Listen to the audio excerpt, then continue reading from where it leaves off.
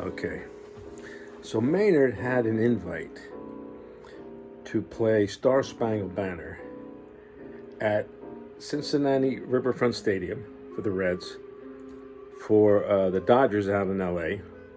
when Tommy Lasorda was their manager, and the Yankees in New York. It was an open invitation. If you were ever in town, Maynard, give us a call. We'd love to have you come out, because teams like to have someone do Star Spangled Banner. It gives it a little, I don't know, it gives the game a little more interest, I guess, if you can get someone. But in New York, you can get just about anybody, I guess. So anyway, Maynard comes around and he says, look, guys, before we get out of the bus, he goes, look, later on, tomorrow I'm going to have to go play Star Spangled Banner. And if anybody wants to join me, it'll be fine. Just come on. And we don't have an arrangement of Star Spangled Banner or anything like that. So I'm thinking, well, sure, I want to do it, go to Yankee Stadium. Are you kidding? So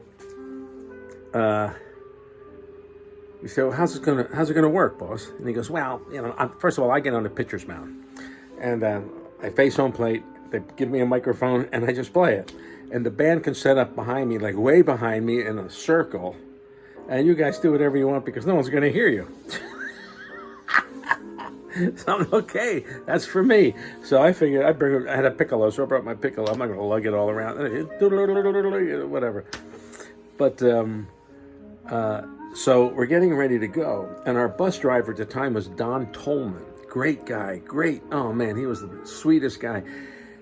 And he would just tell stories about drivers. You wouldn't think that that's a culture, but it is, and it's interesting to drive up in front of the bus with him and how he communicates with other drivers and how they talk, they send signals.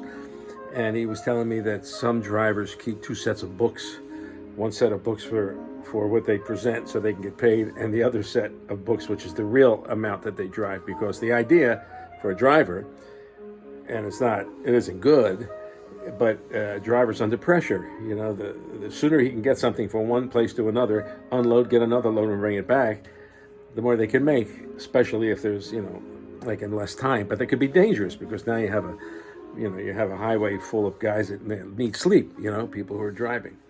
And actually, a lot of women got involved right around that time. You saw more women driving. All right, so you're never home. You're driving back and forth. And the L.A. turnaround. Leave New York with a load, drive straight to L.A., dump it, fill it up, drive straight back to New York. No sleep. So you can just imagine, didn't make you feel very safe when you were driving on the highway at night and you see these huge tractor trailers. But anyway, Don was telling us all these stories. He was an older guy, and he was great. Don Tolman was the best. So Don was our driver at the time. Bus drivers I don't want to say they would come and go, but they would last as long as maybe a normal person on the bus. I think Woody Herman had a driver for years, and maybe Buddy Rich too, but some of the bands had drivers for like decades. But they became part of the family. So Don was older.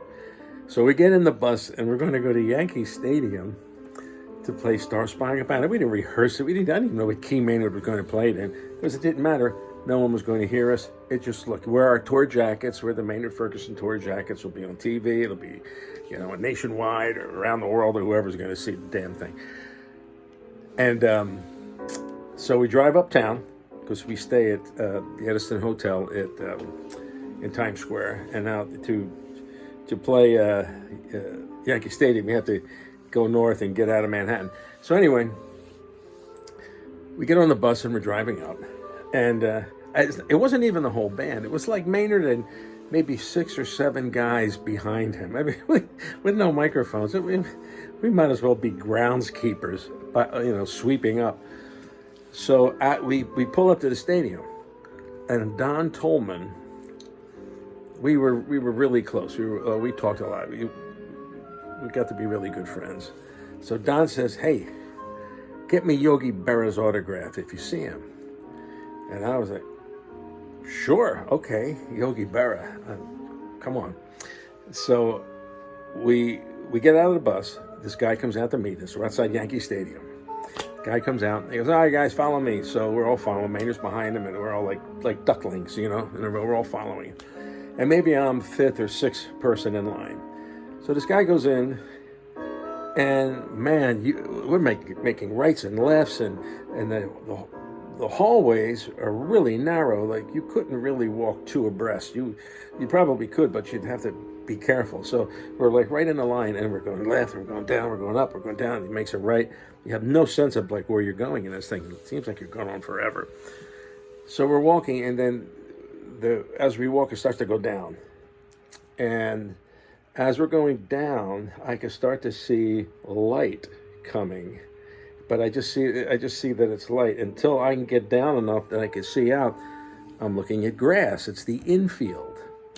So I don't know, I'm thinking, oh my God, we're headed towards the infield. We're going to like walk right out on the infield. I don't know where this thing leads. Meanwhile, there are other corridors and, matching up. You walk right by them. So we're walking.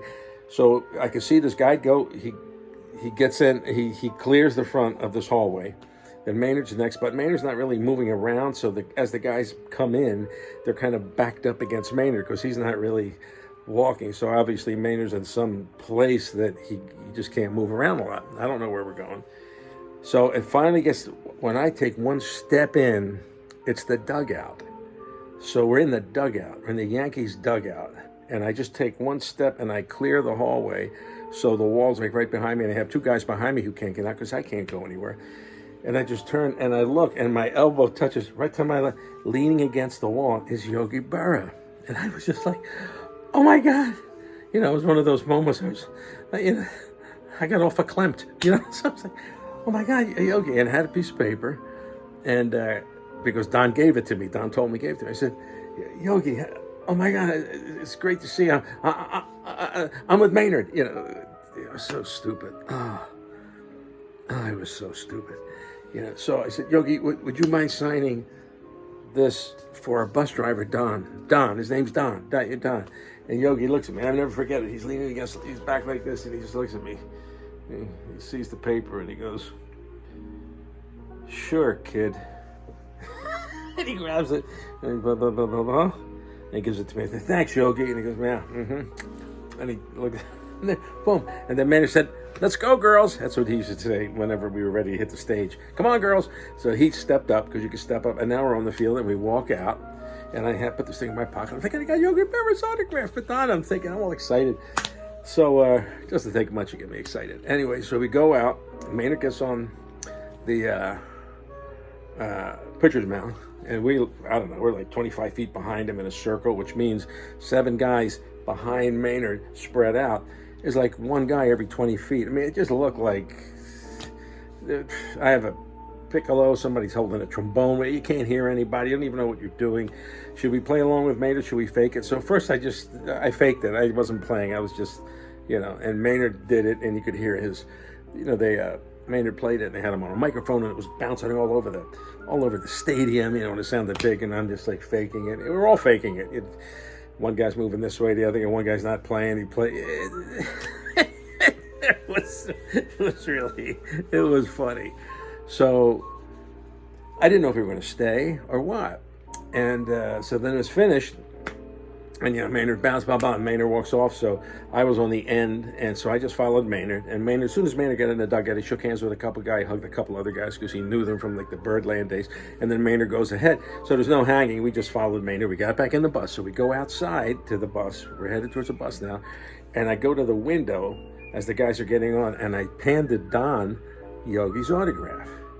And he looked at me, he goes, you did this. I said, no, Yogi was in there. Yeah, Yogi was there. And he goes, no, because I think when Don asked me, he didn't think I would see him.